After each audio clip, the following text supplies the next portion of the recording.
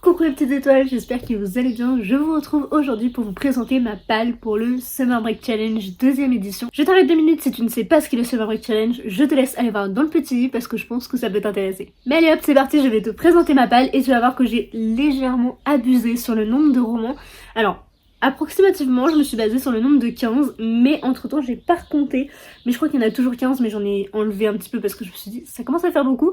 Et l'année dernière j'en avais lu globalement 15 en 2 mois et demi, donc c'est plutôt correct, c'est plutôt pas mal. Mais du coup je me suis basée sur ce nombre et on va commencer tout de suite avec celui-ci, donc Mamma Maria de Serena Giuliano, édité chez Pocket, que mes copines m'ont fait acheter lors de la dédicace où on avait vu Virginie Grimaldi et Serena Giuliano. Et du coup, avec ce roman, j'aimerais valider les catégories de l'histoire se déroule dans un lieu réel et l'histoire se déroule dans un pays ou une ville que vous avez déjà visité ou avez envie de visiter. Ça se passe en Italie, si je dis pas de bêtises. Alors j'ai déjà vu quelques morceaux de l'Italie, mais pas précisément, donc ça passe dans ce que j'ai envie de découvrir, mais j'ai vu un bout de l'Italie, donc je l'ai un peu visité, donc je pense que ça passe. Ces deux critères sont dans la grande catégorie des étapes dans la quête principale. Vous allez voir que j'ai vraiment pas fait exprès, mais tout le long en fait de cette vidéo, de cette palle, j'ai sélectionné souvent des critères dans la même catégorie. Alors c'est pas du tout fait exprès, vous pouvez les mélanger, les varier, mais c'est principalement des mêmes catégories et je trouve ça plutôt drôle. Et du coup j'enchaîne avec Lux, le tome 1 de Jennifer L. Armentrout et du coup édité chez J'ai lu. Et avec ce roman j'aimerais valider le critère une romance voit le jour entre espèces et aussi un personnage solitaire. Parce que d'après le résumé, ça fait plutôt cohérent. Si ça ne rentre pas, je changerai bien évidemment, il y a plein de catégories, donc plein de ressources. Mais voilà, je pense que ça peut coller. Ensuite, un petit thriller ne fait pas de mal cet été, du coup j'aimerais beaucoup lire Meurtre et pépites de chocolat de Johan Flock, qui est du coup édité chez Le Cherche Midi. Et celui-ci c'est donc le premier tome d'une longue saga, je sais même pas combien il y a de tomes, mais de ce que j'ai vu la dernière fois il y en a quand même beaucoup.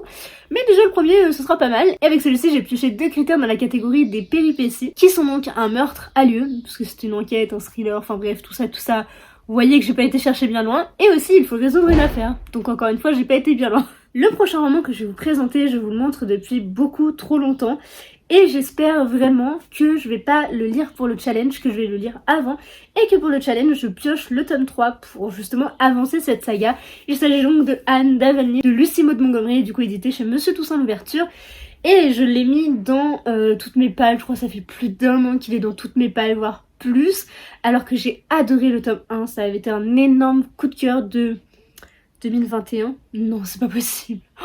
Je sais pas, 2022 peut-être. Et avec ce roman, ou le 3, peu importe, on verra sur le moment. Et avec ce roman, j'aimerais valider le critère au milieu de la campagne, donc qui fait partie de la catégorie étape, mais aussi présence d'un personnage rebelle qui cette fois-ci fait partie de la catégorie allié. Le prochain roman que je voudrais vous présenter est donc Float de Kate Marchant, et du coup édité chez Hachette Roman. Si je dis pas de bêtises, c'est ça, et qui est tiré d'une histoire Wattpad. Avec ce roman, j'aimerais beaucoup valider l'histoire se déroule dans une grande ville qui fait partie de la catégorie étape. Et j'aimerais aussi valider donc titre en un mot qui fait partie de la quête secondaire. Bon, voilà, j'ai pas besoin d'épiloguer. Le prochain que je vais vous présenter, je pense le lire pendant le challenge. Mais encore une fois, c'est pas du tout sûr parce que j'aimerais vraiment beaucoup le lire avant et donc terminer cette saga. Il s'agit donc du 4ème tome de La Passe Miroir de Christelle Dabos et du coup édité chez Gallimard Jeunesse. Et avec celui-ci, j'aimerais valider 2 critères de la catégorie étapes qui sont donc dans les airs et un univers parsemé de royaumes. Pour le coup, je peux pas trop vous expliquer le pourquoi du comment parce que il faut les lire pour comprendre pourquoi je les ai mis dans ces critères. Mais au vu du 1, du 2, puis maintenant du 3 que je suis en train de terminer, je pense que ça peut vraiment bien passer. Puis au pire, bon bah si ça passe pas, il y a plein d'autres catégories comme je vous l'ai dit. Le prochain que j'aimerais lire c'est donc Nevermore, le tome 3 de Jessica Thompson et du coup édité chez Pocket Jeunesse, qui est donc le dernier tome disponible en français de cette saga Nevermore qui est pas encore fini d'être publié, même d'écrire je pense. Mais du coup j'ai envie de le lire pour me mettre à jour. Mais en même temps ça va me faire bizarre parce que du coup bah y a pas de tome 4, y a rien de prévu pour l'instant donc à voir, mais j'ai trop envie de le découvrir. Du coup je le lirai en audio comme La Passe Miroir, je vous ai pas précisé mais La Passe Miroir tome 4 je vais le lire en audio aussi. Les autres je pense pas, mais bon, il y en a quand même quelques-uns qui vont partir en audio. Et avec celui-ci j'aimerais valider 2 critères de la catégorie alliés qui sont donc que ferait notre héroïne, enfin notre héros mais là c'est une héroïne, sans son ou sa meilleure amie. Je pense que ça colle plutôt bien. Et la deuxième c'est donc un des personnages principaux à 16 ans ou moins. Sachant que dans le tome 1 elle a 11 ans à peu près, 11, Oui, je crois que c'est 11 ans. Du coup, admettons qu'elle a 12-13 ans dans le deuxième, bah là, elle a pas plus de 14 ans, quoi, donc je pense que ça passe. Le prochain, c'est pareil, je vous le mets souvent dans beaucoup de pales, et je m'en rends compte, c'est aussi pour ça que j'essaie de changer un petit peu les romans que je mets dans mes pales, comme ça. Il s'agit donc de Les filles qui ne mourraient pas, de Kieran Millwood Hargrave, et du coup édité chez Michel Lafon. Avec celui-ci, j'aimerais valider le critère impossible de sortir de ce lieu clos, qui est présent dans la catégorie étape. Pourquoi? Parce que c'est deux jeunes filles qui sont en otage, donc je sais pas trop ce que ça va donner, j'ai un petit peu peur, mais on m'a dit que c'était une sorte de réécriture féministe de Dracula. Du coup je trouve ça hyper intéressant. Et le deuxième critère sélectionné, ce serait donc une couverture avec au moins 3 couleurs dessus. Donc cette fois-ci je l'ai prise de la quête secondaire. Le prochain roman que je vais vous présenter me tente, mais plus que n'importe lequel roman, je pense, qui est dans ma bibliothèque. Donc il y a aussi moyen qu'il soit lu avant mi-juin. Pour pas vous le cacher, il s'agit donc de Mémoires de la forêt de Michael Brun-Arnaud, édité chez l'École des loisirs. Et je suis censée le lire en lecture commune avec mes copines de Rouen d'ici 2 semaines, je dirais, ou fin de la semaine prochaine. Oh là là, ou peut-être même ce week-end où vous voyez cette vidéo, je ne sais absolument plus, je suis un peu perdue dans le planning. Mais je ne suis pas sûre de pouvoir au vu de mon emploi du temps, parce que là je vous dis ça à l'heure actuelle, mais du coup je sais pas trop ce que je vais faire, ce que ça va donner, etc. Mais je le mets quand même dans cette petite palle, et au pire j'achèterai le tome 2 pour pouvoir, enfin l'espèce de tome 2 compagnon, pour pouvoir valider ces critères qui sont plongés en plein cœur de la forêt. Je pense que je n'ai pas trop besoin d'expliquer, parce que déjà on est quand même dans la forêt, et Mémoire de la forêt. Voilà, ce critère fait donc partie des étapes. Et le deuxième que j'ai sélectionné, c'est une quête est à suivre qui fait partie des péripéties. Pour le coup, celui-ci, j'ai vraiment trop hâte de pouvoir m'y plonger, enfin dans tous ces romans. Mais alors celui-ci, il a une petite place particulière parce qu'on me l'a tellement bien vendu, et en plus de ça, il a l'air incroyable, tout frais, tout doux, c'est un petit jeunesse, et j'adore les romans jeunesse. Et en plus de ça, gros big up pour ça parce que c'est écrit super gros, et j'adore quand c'est écrit gros parce que t'as l'impression de lire beaucoup plus vite. Ah, je perds le marque-page que j'avais eu lors de la dédicace. Trop choupitou.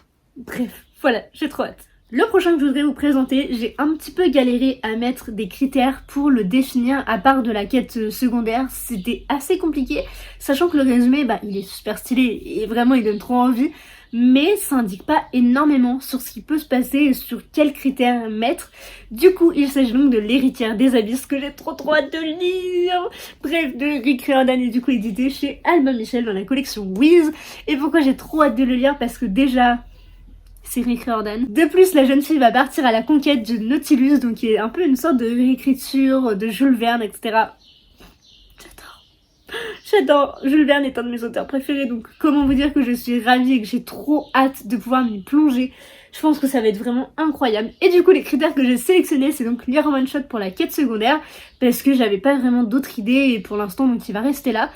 Après, voilà, il peut encore une fois bouger, et j'ai tellement de one shot finalement, alors dans cette palle, mais aussi dans ma palle générale. Donc je suis pas en manque de one shot, donc à tout moment ça peut changer. Et le deuxième que je lui ai assigné, c'est donc des animaux sont présents. Bah alors là pour le coup je me suis juste basée sur le poulpe. Et j'enlève mon post-it avec mes petites notes, c'est le dauphin qui est donc juste ici. Et comme ça se passe dans la mer et les océans, en vrai je pense que ça peut passer parce que dans la mer il y a quand même des poissons. Donc bon, je pense que ça passe. Le prochain que je voudrais vous présenter, on en entend quasiment pas parler, et pourtant il a l'air trop bien. En tout cas ceux qui l'ont lu, on en disait quasiment que du bien de ce que j'ai pu voir, en tout cas à ma hauteur. Après je n'ai pas vu tous les avis, ça fait quand même assez longtemps qu'il est sorti, donc je n'en ai aucune idée finalement de tout ce qui a pu se dire sur ce roman. Il s'agit donc de Once and for All de Sarah Dessen, et du coup édité chez Lumen. Et vous savez que j'adore les Lumen par leur couverture, la texture, la pagination, tout, et les histoires sont folles à chaque fois. Vraiment, j'ai toujours eu des belles découvertes chez Lumen, souvent même des coups de cœur. Cardin de Cité Perdue par exemple, voilà, c'est un petit détail, mais il y en a tellement que du coup je leur fais totalement confiance. Je dis pas que je fais pas confiance aux autres maisons d'édition, mais les 3/4 du temps je ne suis jamais déçue chez Lumen. Enfin un petit peu comme PKJ d'ailleurs, c'est souvent des coups de cœur. Donc ça annonce plutôt bien la couleur. Avec celui-ci, je vais valider 2 critères qui font partie des péripéties, qui sont donc un conflit familial éclate, et l'histoire se passe en été. Parce que en plus, c'est le Summer Break Challenge, donc il fallait bien une petite histoire qui se passe en été, et là il y en a quand même pas trop mal. j'ai l'impression qu'il y en a au moins 4-5 dans cette petite palle, donc je suis plutôt contente. Restons chez Lumen parce qu'on est bien chez Lumen. Le prochain que j'aimerais beaucoup découvrir, c'est My Dear Fucking Prince de Casey McKinston, et du coup édité chez Lumen comme je vous le disais. Et pourquoi celui-ci maintenant? Eh bien j'avoue que j'étais un peu influencée par la sortie du film qui devrait avoir lieu cette année, si je dis pas de bêtises, ou peut-être l'année prochaine, je sais pas exactement. Mais c'est vrai qu'il me tente depuis sa sortie. Casey McKinston est souvent mise en avant, elle est beaucoup appréciée. Et j'ai entendu dire qu'elle était un peu dans les mêmes vibes que Alice Oseman, donc rien que pour ça, je pense que je peux fort accrocher. Avec ce roman, j'aimerais valider 2 critères. Donc le premier qui vient des péripéties, c'est donc une romance LGBTQIA+, qui est donc principale, et comme c'est une romance MM, ça passe parfaitement. Et le deuxième critère vient donc des alliés, qui est donc une famille royale en haut de la société. Et rien que les thématiques, tout ça, vraiment ce roman a tout pour me plaire, j'ai trop hâte de le lire aussi. J'ai hâte de lire tous les livres de ma palle, donc comment dire que j'ai de quoi faire. Le prochain que je vais vous présenter, c'est donc ma copine Sarah qui me l'a recommandé assez chaudement, qui l'a mis dans mon 12 mois 12 livres 12 personnes, enfin 12 copines du coup. Il s'agit donc de Le Trône des Sept-Îles, le tome 1 de Adeline Grace, du coup édité chez De Saxus. Cette autrice est aussi connue pour Belladonna, qui est donc juste à côté de moi, je le cherchais mais il est juste là.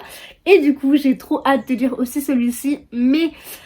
bon, je suis partie sur 15 romans, donc je me suis un petit peu calmée, mais j'avoue que j'avais bien envie aussi de le rajouter, donc il y a moyen qu'il se rajoute au cours du challenge. Et avec celui-ci, j'aimerais valider le premier critère qui est sur une île, qui vient des étapes, et le deuxième critère est donc une prophétie est liée au personnage principal qui vient des alliés. Le prochain, c'est obligatoire que je le lise là cette année, parce qu'il le faut, parce qu'il me tente trop, parce qu'il fait partie de mon genre favori.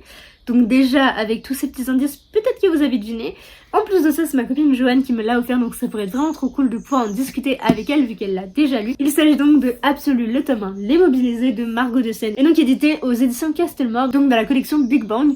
Et avec celui-ci, donc c'était pas trop compliqué pour pas vous le cacher, j'ai choisi 2 critères de la catégorie péripéties. Et le premier, c'est donc l'histoire doit être une dystopie ou post-apocalyptique. Dans les deux cas, j'adore ça. Et le deuxième critère, c'est donc des problèmes politiques rythment l'histoire, et donc c'est un petit peu la base de la dystopie.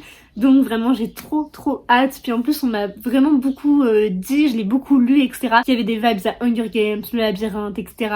Bref, il y a tout ce que j'aime, donc j'ai trop hâte. Et enfin donc le dernier de cette grande palle est malheureusement pas celui qui me fait le plus envie, et je suis pas non plus sûre à 100% de le lire. Il s'agit donc de Fable, le tome 2 de Adrienne Young, et du coup édité chez Rajo. Alors pourquoi je vous dis ça? Parce que le tome 1 avait été une sorte de mini déception. J'avais bien aimé, c'était quand même plutôt correct, mais beaucoup de choses m'avaient gênée, et du coup je m'étais dit alors soit je lis la suite tout de suite maintenant, j'enchaîne, soit je la lirai jamais. Et c'est pour ça que je le mets aussi dans ce challenge, parce que je veux absolument le lire là. En fait si en août je l'ai pas lu, je pense que je le lirai jamais. Je sais que c'est un roman qui est énormément apprécié, et du coup c'est pour ça aussi que je voudrais donner la chance à ce deuxième tome. Mais je sais pas, il y a quelque chose qui m'avait quand même beaucoup dérangé dans le premier tome, et du coup à voir ce que ça va donner. J'espère que ça s'est amélioré. Mais après bon, les rajouts sont super bien, ils sont fluides et tout, j'adore comment leur mise en page et leur papier, etc. Bref, il m'en faut peu moi pour être heureuse. Et avec ce roman j'aimerais valider donc 2 critères aussi, donc un qui vient des étapes, qui est donc sur un bateau, et le deuxième c'est donc terminer une saga, puisque là c'est une duologie, donc qui fait partie de la quête secondaire. Voici donc pour ces nombreux romans, et n'hésitez pas à me dire si vous en avez déjà lu, si certains vous tentent, n'hésitez pas à me dire tout ça, ça me ferait très plaisir, enfin tout ce que vous voulez. Après tout, tant qu'on peut échanger, moi je serais contente, et j'espère vraiment que ça vous aura plu, et si c'est le cas, n'hésitez pas à mettre un petit pouce en l'air, à vous abonner, activer la cloche, commenter, partager, tout ce que vous voulez. Moi ça me fait très plaisir, et ça me permet de me soutenir, parce que nous sommes de plus en plus nombreux, et je pourrais que vous en remercier pour ça. Donc du coup, sur ce, on va pas recommencer les moments nostalgiques parce que ça m'arrive souvent, mais je voulais quand même vous remercier parce que c'est normal. Sur ce, j'espère que cette petite vidéo vous aura plu. Je vous souhaite une très belle journée, bonne nuit, bonne soirée, ce que vous voulez, enfin ce que vous êtes en train de faire. Et je vous fais plein de gros bisous et à très vite dans une prochaine vidéo. Bye!